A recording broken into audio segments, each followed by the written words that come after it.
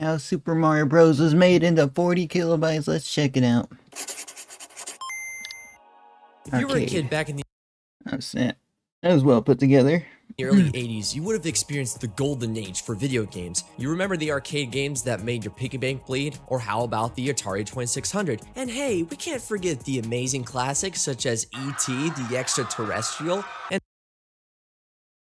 Don't quite remember that unlike one. today where we're used to gigabytes of storage with all the huge AAA games that we can store and play just fine on our PC, the games back then hardly stored any data. The Atari 2600 can only store between 4 kilobytes and 8 kilobytes. Are you serious? So even the audio, like, actually, yeah, it makes sense. A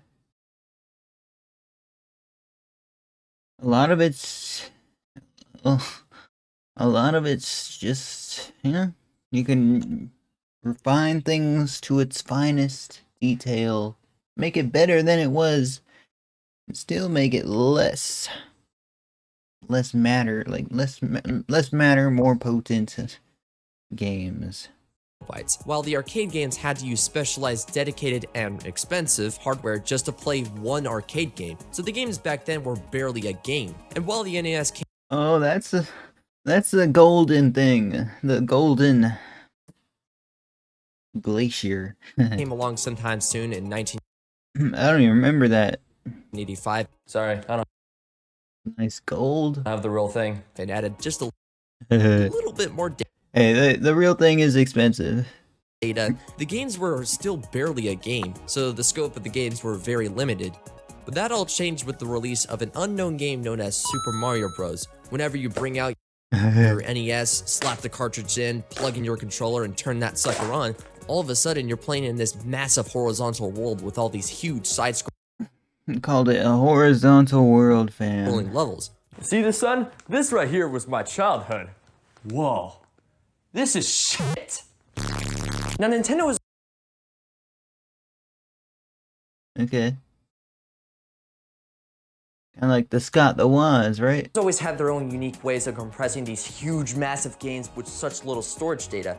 For example, The Legend of Zelda Breath of the Wild, which takes forever to complete and to find everything that exists, still managed to fit into a whopping 13 I'm gonna try that one. gigabytes, which still offers way more content than what Team Fortress 2 and CSGO offers. Now, Yeah, that's what Nintendo specializes in. Basically making, like, they're putting it on SD cards. All their games on, like, they're the specialists in doing that, fam. Like, they know how to compress their games. They've been doing it since the 64 came out, really. Because 64 megabytes on their cartridges.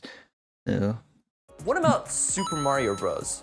When I downloaded a ROM of Super Mario Bros., my mind was blown away when I found out the game is only about what? You're downloading ROMs? 40 kilobytes. The file size of this PNG screenshot I took of the game is more than the game itself, and 40 kilobytes is only enough for a 2-second MP3 file of Wait, are you the serious? Super Mario Bros. Overworld song. So I wondered to myself, how did Super Mario Bros. Manage to fit this huge horizontal world with such little storage data? Legit, bro. That's the question we are poised with. So hello, my name is Joseph R. Carroll, and today we'll be discussing not only how Super Mario Bros. Was made for the NES, but also how Super Mario Bros. Was created with such little storage data. Hardware. I'd like to take you all back to the early technology of cartridges. Remember those? The ones that were like the DS cartridges, but were massive? CDs came along sometime soon and could store way more data, and comparing the two side by side, if So much more plastic was you used. throw a cartridge However, they're so durable. You know what I mean? You can't. It's hard to lose that. It's like, imagine they still made them. They could have made them the same way this whole time. at the wall The whole time, bro. would break. But no, they just make small, like, SD cards now. Meanwhile, if you lay a Who knows what the next game will be? Seems to be SD cards, but they might go. I'm talking about the next console. We might go back to the discs. Who knows? We'll see what Switch wants to do, because a lot of AAA games, they require a lot of data. So they got to put them on discs or put them on SD cards. Really, that's why a lot of finger on a CD.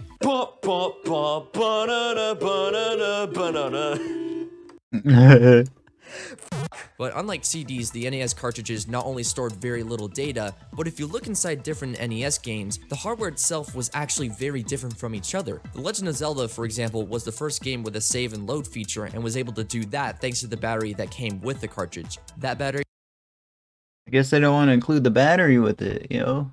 I guess those batteries went in our phones or something. That's what I'm thinking. would keep part of the memory data powered on at all times to not lose data. So let's take a look inside the Super Mario Bros. Cartridge.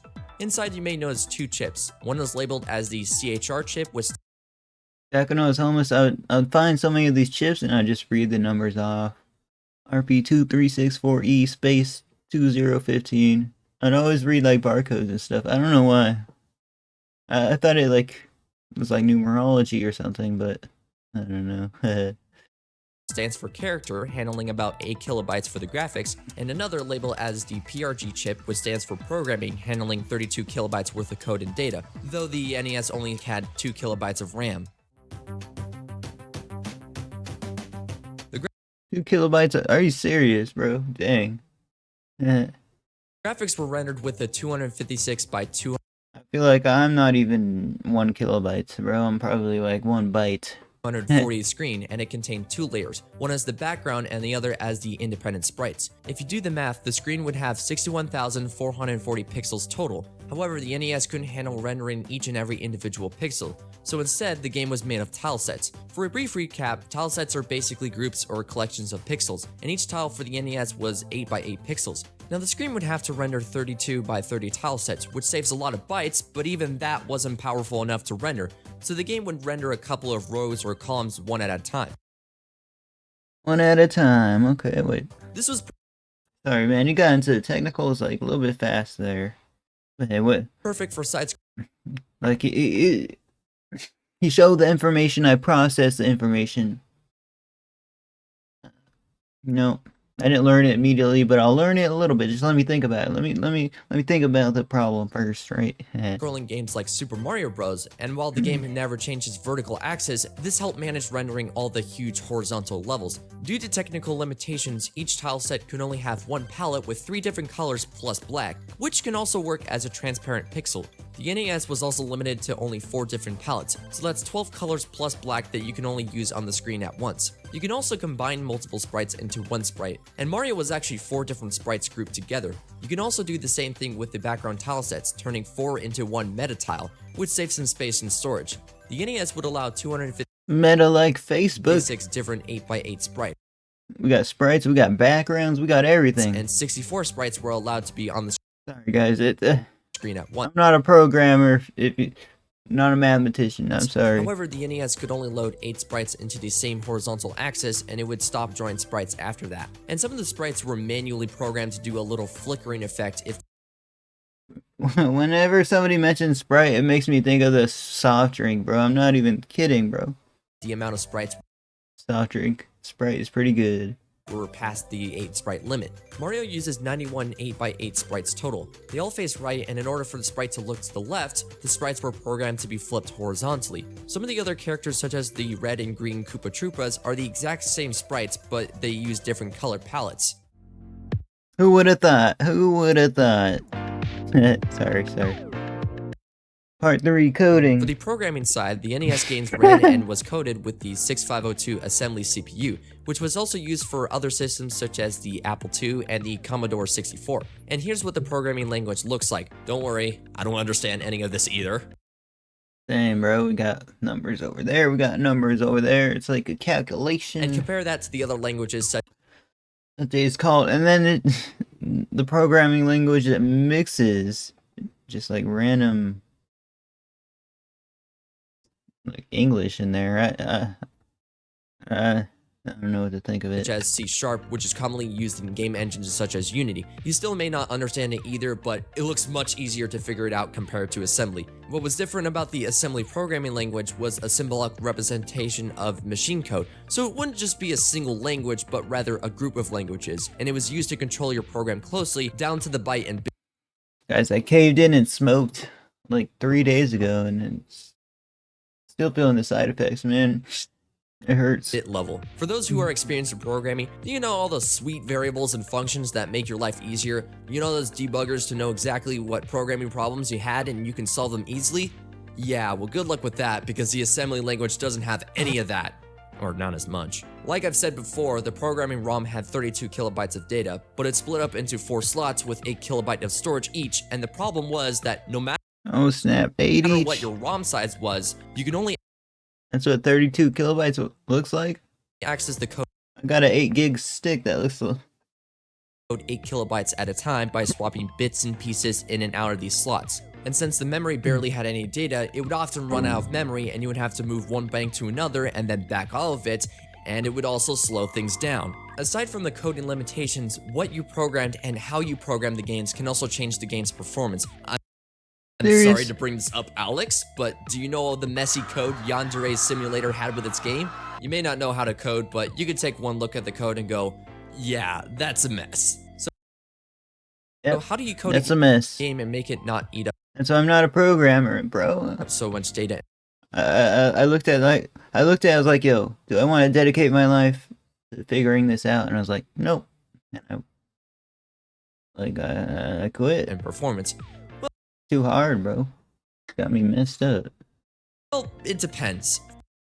Like I literally checked out I checked out a programming book when I was in high school. And I flaunted it around, but I did not understand it whatsoever, bro. I wish I did. I wish I could have. From coding experiences, it's not always about the amount of lines of code you use for your game. Sometimes changing one line of code can make a big difference in the game's performance, and sometimes it can depend on the programming language you use. Sound. Finally, let's take a look at the sounds played in the NES. The NES had 5 different voices. The first and second voice could only play square waves. The third voice could only play triangle waves. See, they be doing some technical breaking down and stuff, man.